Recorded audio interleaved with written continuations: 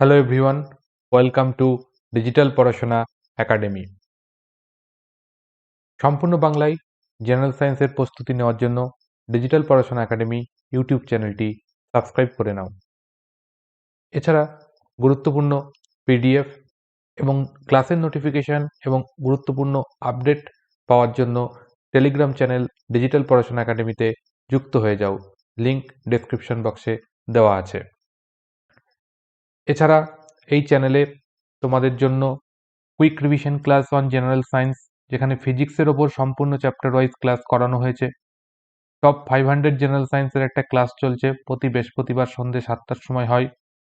এছাড়া railway group D exam 2018-র general সায়েন্সের অ্যান্সার এবং উইথ এক্সপ্লানেশনের মাধ্যমে 30খানা ক্লাস করানো আছে, সেই ক্লাসটা তোমরা দেখে নিও। এছাড়া আজকে আমাদের এখন যে ক্লাসটা চলছে সেটা হচ্ছে এই রিভিশন থ্রু এমসিকিউ কেমিস্ট্রির ওপর। এটাও কিন্তু রেলওয়ে গ্রুপ ডি এবং এনটিপিসি পরীক্ষার জন্য গুরুত্বপূর্ণ। অর্থাৎ এই সমস্ত রেলওয়ে গ্রুপ ডি এবং এনটিপিসি পরীক্ষার জন্য গুরুত্বপূর্ণ এই যে 4টে ক্লাস, যার প্লেলিস্ট থেকে গিয়ে তোমরা প্রত্যেকটা ক্লাস করে নিতে পারো।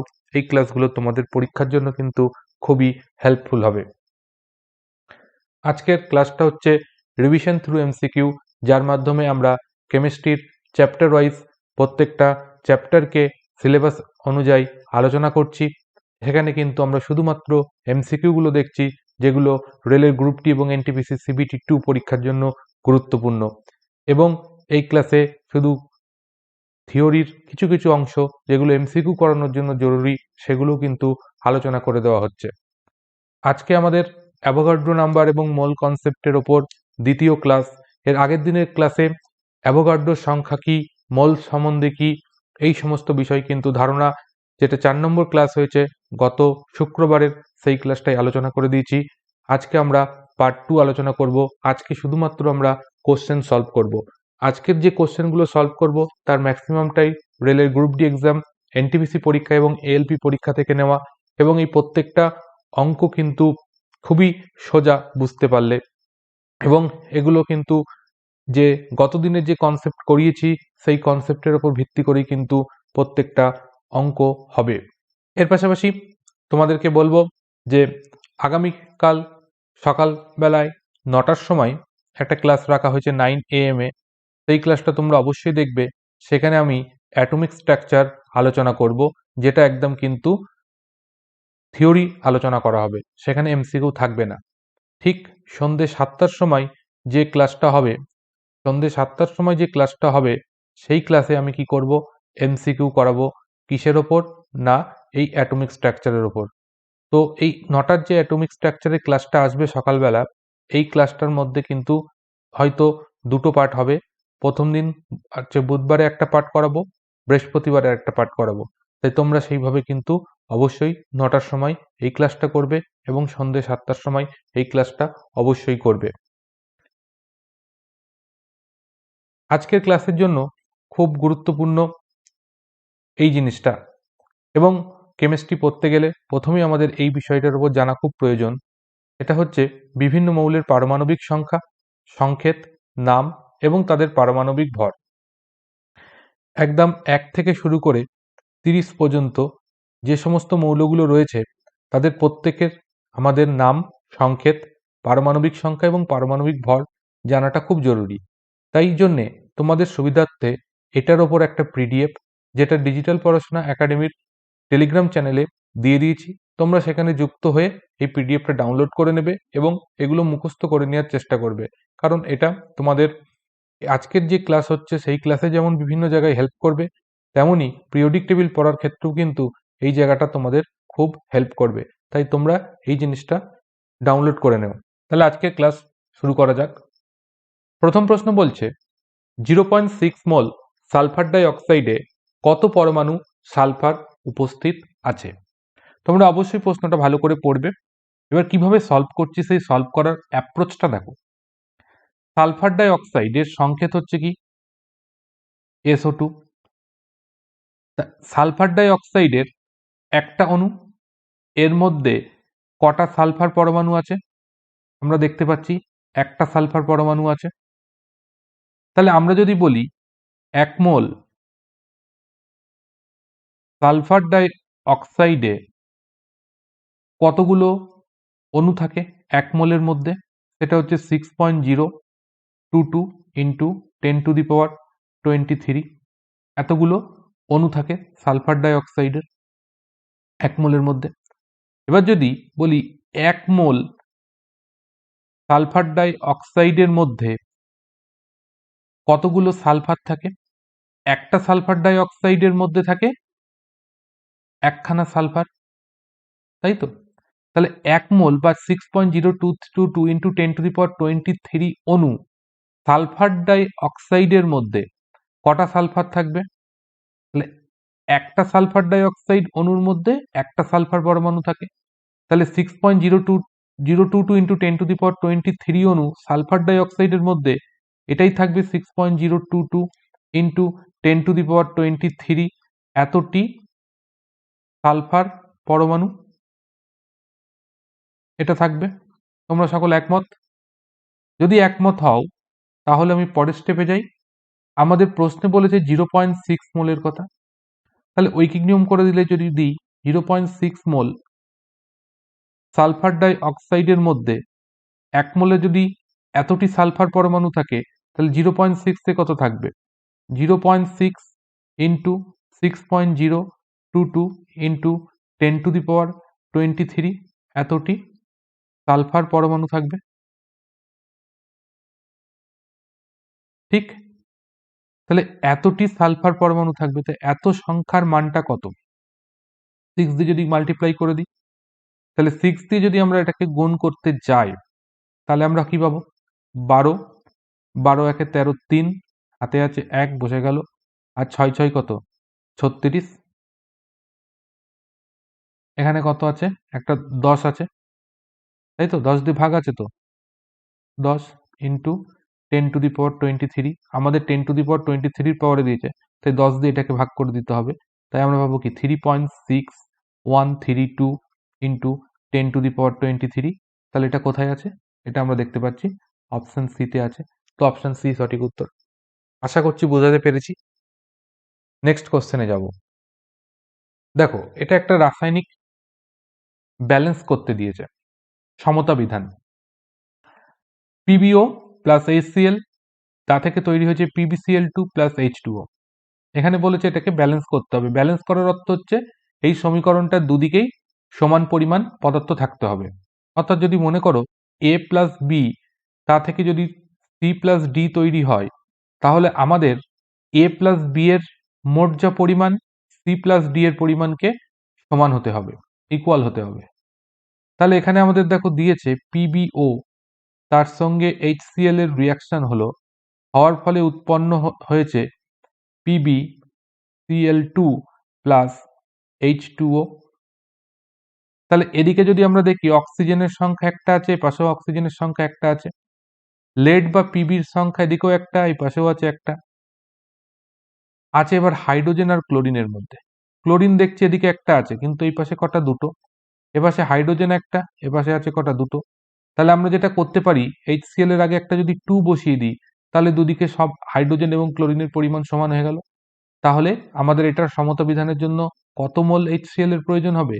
অপশন এ 2 মোল HCl এর প্রয়োজন হবে। নেক্সট কোশ্চেন বলছে 0.3 মোল অক্সিজেন গ্যাসের ভর কত? তাহলে অক্সিজেন গ্যাস বলেছে, যদি বলতো অক্সিজেন তাহলে হচ্ছে ও, এটা কি থাকতো? পরমাণু। ঠিক, যেহেতু অক্সিজেন গ্যাস বলেছে তাহলে O2, এটা কি হয়ে গেল? অক্সিজেনের অণু। তাহলে 1 মোল অক্সিজেন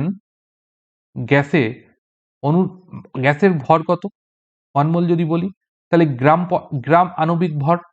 তাহলে অক্সিজেনের আণবিক ভর কত? অক্সিজেনের আণবিক ভর হচ্ছে 4টা আছে, 4 মুখস্থ করবে। একটা অক্সিজেন পরমাণুর ভর হচ্ছে 16 পারমাণবিক ভর। তাহলে O2 পারমাণবিক ভর কত হবে? 32। তাহলে পারমাণবিক ভর যদি 32 হয় তাহলে আণবিক ভর যদি 32 হয় তাহলে গ্রাম আণবিক ভর মানেই 1 মোল অক্সিজেনের ভর। তাহলে 1 মোল অক্সিজেন গ্যাসের ভর ইজিক্যাল টু কি? গ্রাম আণবিক ভর। তাহলে সেটা কত হচ্ছে? 32 গ্রাম। আণবিক ভর কি, পারমাণবিক ভর, গ্রাম আণবিক ভর, গ্রাম পারমাণবিক ভর, এবং এটা কিভাবে রিলেটেড এটা কিন্তু আগের ক্লাসে আলোচনা করেছি, আজকে আলোচনা করছি না। তো এটা আসছে, তাহলে এবার আমাদের বের করতে হবে 0.3 মোল O2 ক্ষেত্রে কত হবে, তাহলে এটাকে মাল্টিপ্লাই করে দিতে হবে, এত গ্রাম আসবে, তাহলে মাল্টিপ্লাই করলে কত আসবে 9.6 গ্রাম, এটা হয়ে যাবে সঠিক উত্তর। 4 নম্বর প্রশ্ন, 90 গ্রাম জলের মোল সংখ্যা কত? তার আগে আমাদের জলের অণুটা দেখে নিই, H2O, এটা হচ্ছে জল, তাহলে এটা যদি জল হয় তাহলে জলের আণবিক ভর কত? 1, হাইড্রোজেনের পারমাণবিক ভর 1 × 2 প্লাস অক্সিজেনের কত 16, দেয়ারফর কত আসছে 18, এটা হচ্ছে কি পারমাণবিক ভর। তাহলে 1 মোল জলের লিখি জলের গ্রাম আণবিক ভর বা জলের ভর যদি লিখি, এটা কি গ্রাম আণবিক ভর অফ জল, তাহলে সেটা কত, সেটা হচ্ছে 18 গ্রাম। তাহলে 90 গ্রাম জলের ভর কত, প্লেন ঐকিক নিয়ম, এখানে আর কিচ্ছু খাটবে না, 90/18, তাহলে আসবে কত 5। তাহলে 1 মোলের ভর যদি 18 গ্রাম হয় তাহলে 90 মোলের ভর কত, সরি 90 গ্রাম হবে, 90 গ্রামের ভর কত, 90 কে 18 দিয়ে ভাগ করে দিলে 5 মোল, তাহলে আমাদের সঠিক উত্তর হয়ে যাচ্ছে অপশন সি। 1 মোল কার্বন ডাই অক্সাইডে উপস্থিত থাকে, তাহলে 1 মোল কার্বন ডাই অক্সাইডে কি কি উপস্থিত থাকতে পারে সেটা আগে বড় জানা প্রয়োজন। তাহলে 1 মোল কার্বন ডাই অক্সাইডে কি থাকতে পারে,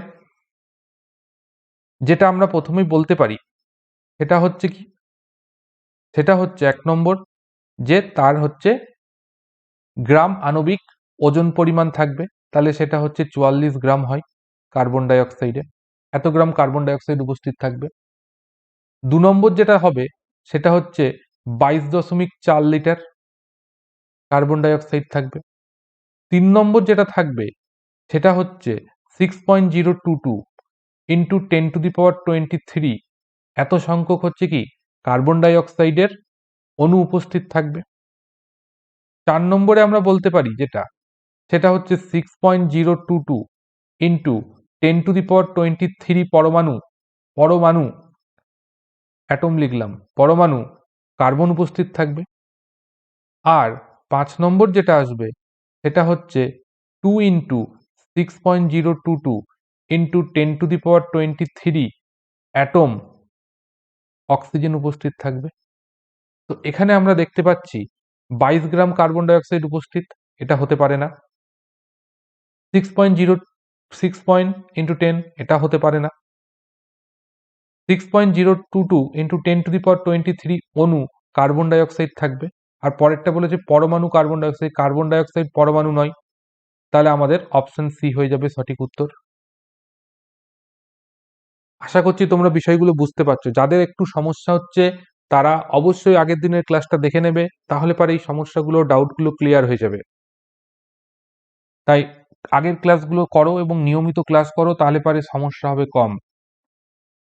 ড্যাশ পরমাণু অক্সিজেনে উপস্থিত থাকে 16 গ্রাম অক্সিজেন, তাহলে কত পরমাণু অক্সিজেনে 16 গ্রাম অক্সিজেন থাকবে, তো আমাদের অক্সিজেন পরমাণু বলেছে, তাহলে অক্সিজেনের যখন আমরা পরমাণু নেব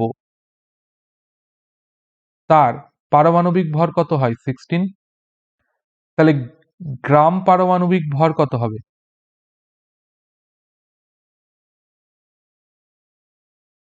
গ্রাম পারমাণবিক ভর হবে কত 16 গ্রাম। তাহলে গ্রাম পারমাণবিক ভর যদি 16 গ্রাম হয় তাহলে আমরা বলতে পারি যে 16 গ্রাম অক্সিজেন ইজিক্যাল টু হচ্ছে 1 মোল অক্সিজেন। তাহলে 1 মোল যদি অক্সিজেন হয় 16 গ্রাম অক্সিজেন মানে, তাহলে আমরা সেটাকে লিখতে পারি 1 মোল অক্সিজেন মানে কি 6.022 ইন্টু 10⁻23 এতটি অক্সিজেন পরমাণু অ্যাভোগাড্রো কনসেপ্ট অনুযায়ী, তাহলে আমাদের অপশন সি হয়ে যাবে সঠিক উত্তর, যেখানে আছে 6.022 ইন্টু 10⁻23। এটা 22টা এটা মাথায় যাবে, বোঝা গেল। অ্যালুমিনিয়ামের পারমাণবিক ভর 27 হয়, তবে 54 গ্রাম অ্যালুমিনিয়ামের মোল সংখ্যা কত? তাহলে পারমাণবিক ভর বলে দিয়েছে, তাহলে গ্রাম পারমাণবিক ভর কত? 27 গ্রাম। তাহলে 1 মোল অ্যালুমিনিয়াম মানেই হচ্ছে 27 গ্রাম অ্যালুমিনিয়াম। তাহলে 54 গ্রাম অ্যালুমিনিয়াম সেটা মানে কত? 54/27, তার মানে আসছে কত? 2। এত মোল হবে অ্যালুমিনিয়ামের সংখ্যা। তাহলে অপশন বি হয়ে যাবে এক্ষেত্রে সঠিক উত্তর। নিম্নলিখিতগুলির মধ্যে কোনটি মোলের সঠিক সংজ্ঞা প্রদান করছে? বলছে একটি পদার্থে গ্রাম পারমাণবিক ভরের সঙ্গে সমান 6.022 × 10⁻20 পরমাণু উপস্থিত থাকে। গ্রাম আণবিক ভরের সঙ্গে সমান 6.022 × 10⁻23 অণু উপস্থিত থাকে। এখানে আমাদের অপশন এখান থেকে চুজ করতে হবে যে কোনটা সঠিক। তাহলে কিছুক্ষণ আগেই বলেছি এবং গত দিনের ক্লাসেও বলেছি যে গ্রাম পারমাণবিক ভরের সঙ্গে এটা সমান হবে মোল, 1 মোল। গ্রাম আণবিক ভরের সঙ্গে সমান হবে 6.022 × 10⁻23 সংখ্যক অণুর সঙ্গে সমান হবে। তাহলে এটা হবে না। তাহলে আমরা দেখতে পাচ্ছি ACD এটা সঠিক হবে। তাহলে অপশন 1 এ রয়েছে ACD, তাহলে এটা আমাদের সঠিক উত্তর হয়ে যাচ্ছে অপশন 1। নাইট্রোজেন গ্যাসের 0.5 মোলের ভর নির্ণয় করো।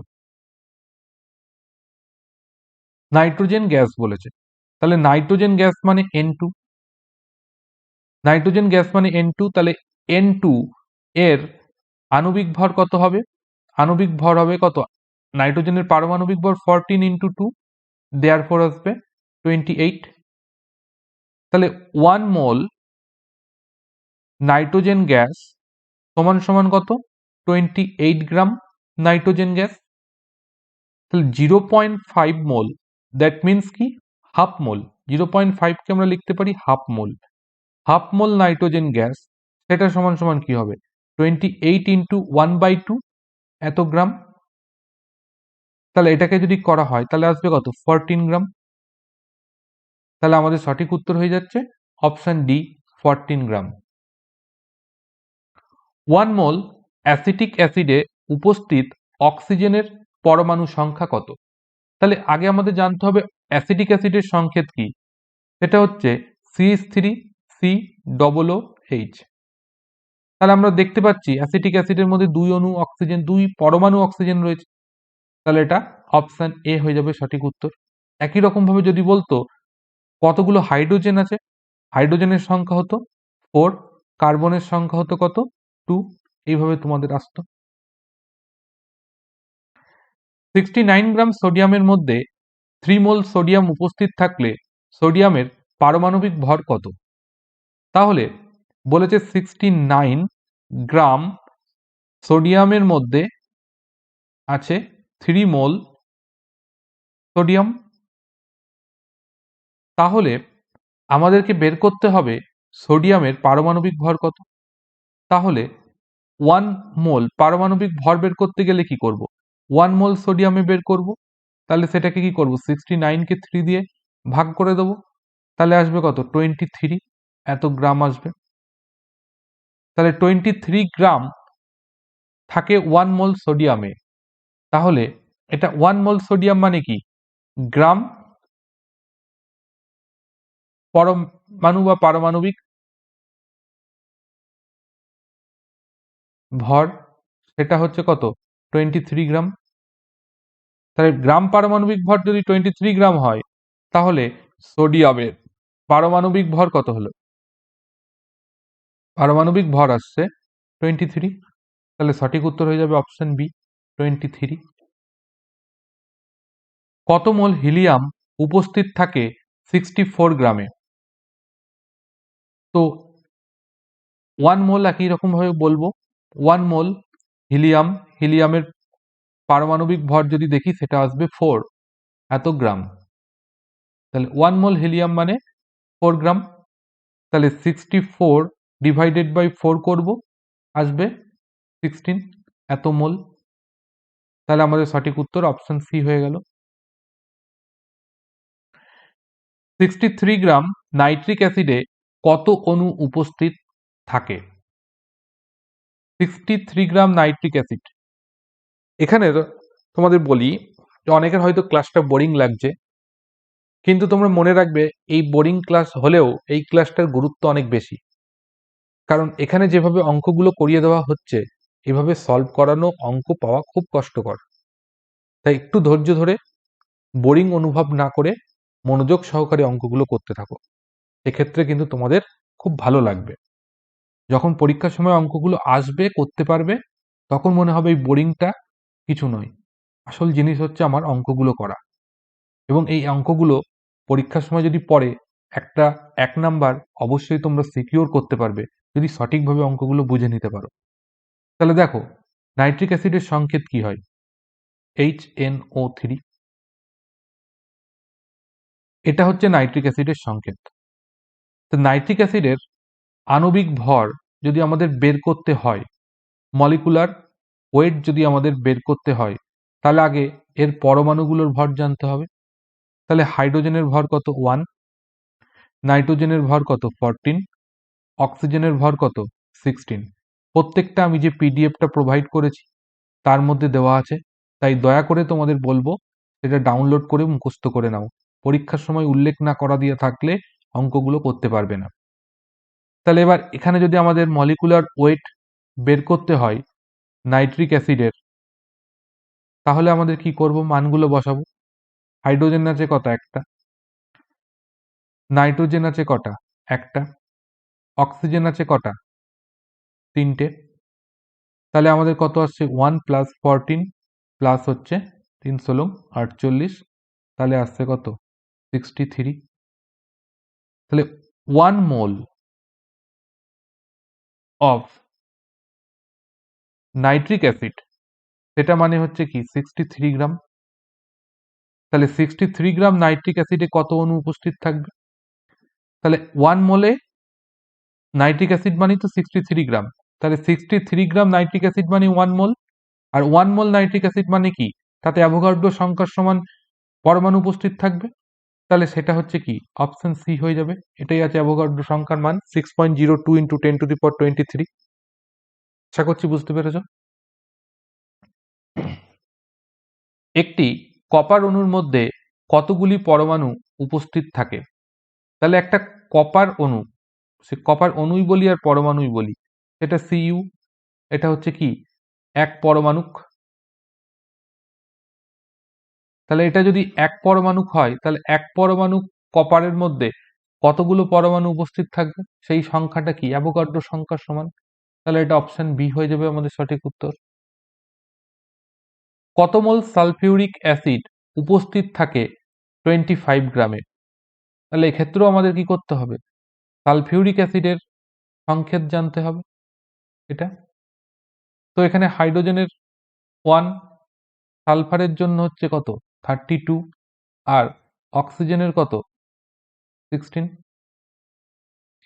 তাহলে মলিকুলার ওয়েট যদি অফ সালফিউরিক অ্যাসিড বের করি, তাহলে 1 × 2 হাইড্রোজেন দুটো আছে, সালফার একটাই আছে, অক্সিজেন আছে কটা? 4টে। তাহলে এখানে আছে 2, এখানে আছে 32, আর এখানে 4 16 64।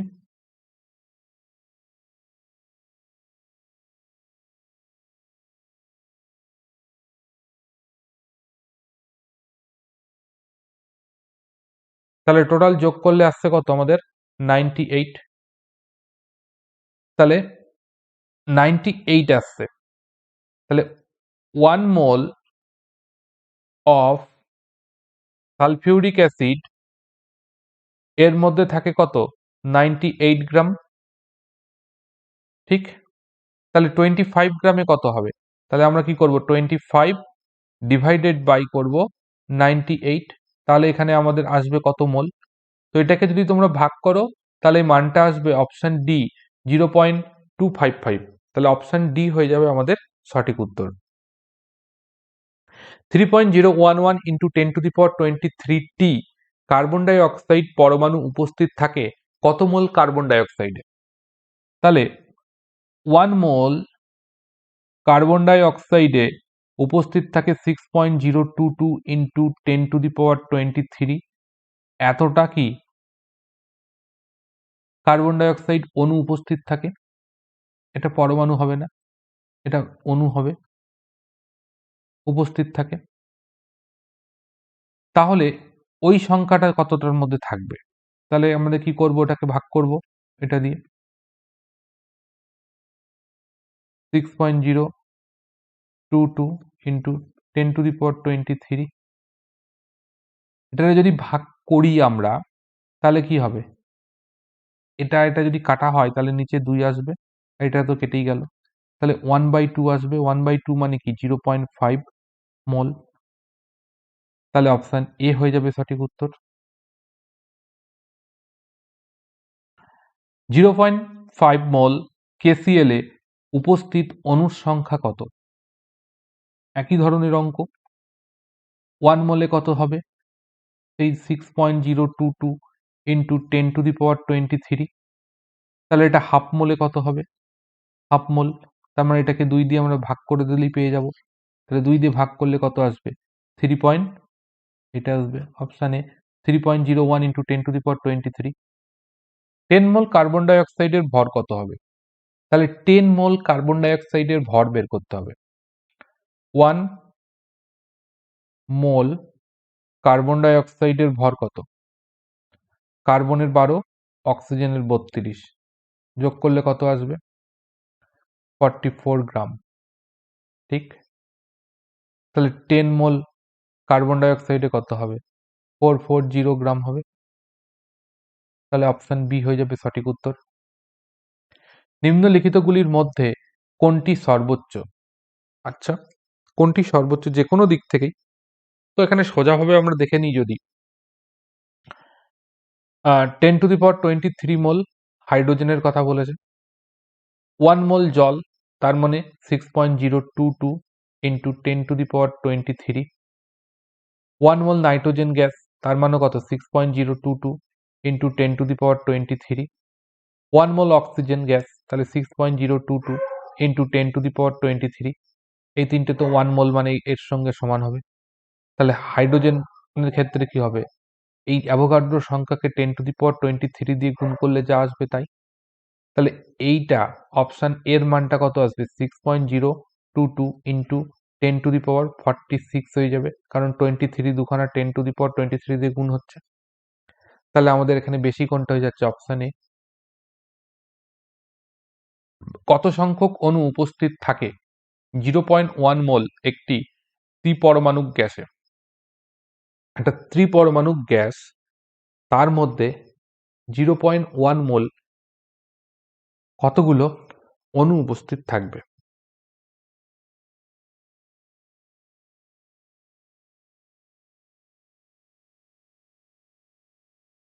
তাহলে এক্ষেত্রে আমাদের কি হচ্ছে? 1 মোলে উপস্থিত থাকে 6.022 ইন্টু 10⁻23। তাহলে 0.1 মোল তাতে কত হবে? 0.1 মোল মানে কি 1/10। তাহলে 10 দিয়ে এটাকে ভাগ করে যদি, তাহলে এটা ভাবে লিখতে পারি 10⁻23 ডিভাইডেড বাই 10। সেটাকে আমরা কি লিখতে পারি? 6.022 ইন্টু 10⁻22। তাহলে অপশন বি হয়ে যাবে সঠিক উত্তর। 1 মোল মিথেনের ভর কত? মিথেনের সংকেত হচ্ছে CH4। CH4 যদি হয় তাহলে মিথেনের মলিকুলার ওয়েট কত হবে? মলিকুলার ওয়েট হবে কার্বনের 12 প্লাস হাইড্রোজেন আছে 4টে, তাহলে 4, তাহলে আসছে কত? 16। তাহলে 1 মোল মিথেন ইজিক্যাল টু হচ্ছে 16 গ্রাম। তো 0.1 মোল মিথেন মানে কত? 1.6 গ্রাম হবে। তাহলে অপশন আমাদের ডি হয়ে যাবে সঠিক উত্তর। 16 গ্রাম সালফার সম্পর্কে কোনটি সঠিক? তাহলে 16 গ্রাম সালফার, আমরা যদি বলি সালফারের পারমাণবিক ভর কত? সেটা 32। সালফারের পারমাণবিক ভর যদি 32 হয় তাহলে 1 মোল সালফার মানে কত? 32 গ্রাম। তাহলে 16 গ্রাম সালফার মানে কত? হাফ মোল হবে। হাফ মোল হবে। হাফ মোল মানে কি? 0.5। তাহলে আমাদের অপশন বি হয়ে যাবে সঠিক উত্তর। 540 গ্রাম গ্লুকোজের মোল সংখ্যা কত? তাহলে আমাদের জানতে হবে গ্লুকোজের সংকেত কি। C6H12O6 হচ্ছে আমাদের গ্লুকোজের সংকেত। তা মলিকুলার ওয়েট অফ গ্লুকোজ কি হবে? কার্বন 6 × 12, হাইড্রোজেন কত? 12টা আছে ইন্টু 1, অক্সিজেন কটা আছে? 6টা ইন্টু 16। এই টোটাল যদি আমরা সবকিছু যোগ করি তাহলে আসবে 180, এত গ্রাম আসবে। এত আসবে, সরি গ্রাম না। তাহলে 1 মোল গ্লুকোজ C6H12O6 ইজিক্যাল টু হচ্ছে 180 গ্রাম। তাহলে 540 গ্রামে কত হবে? 540কে ভাগ করে দিতে হবে। তাহলে কত আসে? ভাগ করলে এবারে 3 আসবে। 3 মোল হবে আমাদের সঠিক উত্তর। 1 গ্রাম হাইড্রোজেন গ্যাসে কত পরমাণু হাইড্রোজেন উপস্থিত থাকে? 1 গ্রাম হাইড্রোজেন গ্যাসে। তাহলে হাইড্রোজেন মানে H2। হাইড্রোজেন গ্যাস কথাটা সবসময় বুঝতে হবে। গ্যাস মানেই কি হচ্ছে? অণু হয়ে যাচ্ছে। যদি শুধু হাইড্রোজেন বলতো তাহলে পরমাণু বুঝতাম। হাইড্রোজেন গ্যাস মানে অণু, অণু মানেই হচ্ছে সেটা H2। H2 যখনই হয়ে যাবে তখনই তার ভর কত হবে? হাইড্রোজেনের তখন ভর কত হয়ে যাবে? অবশ্যই 2 হয়ে যাবে। তাহলে 1 মোল হাইড্রোজেন গ্যাস মানে হচ্ছে 2 গ্রাম। তাহলে 1 গ্রাম হাইড্রোজেন গ্যাস মানে কত? 0.5 মোল হাইড্রোজেন গ্যাস। 0.5 মোল হাইড্রোজেন গ্যাসে হাইড্রোজেন পরমাণু উপস্থিত থাকবে কতগুলো? ঠিক।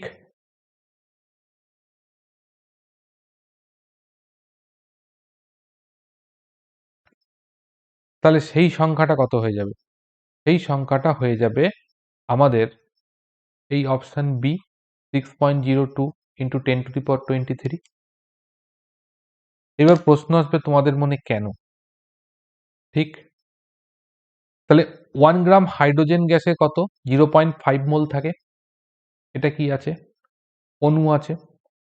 তাহলে এক অণু হাইড্রোজেনের মধ্যে ক পরমাণু হাইড্রোজেন থাকে? 2 পরমাণু থাকে। ঠিক।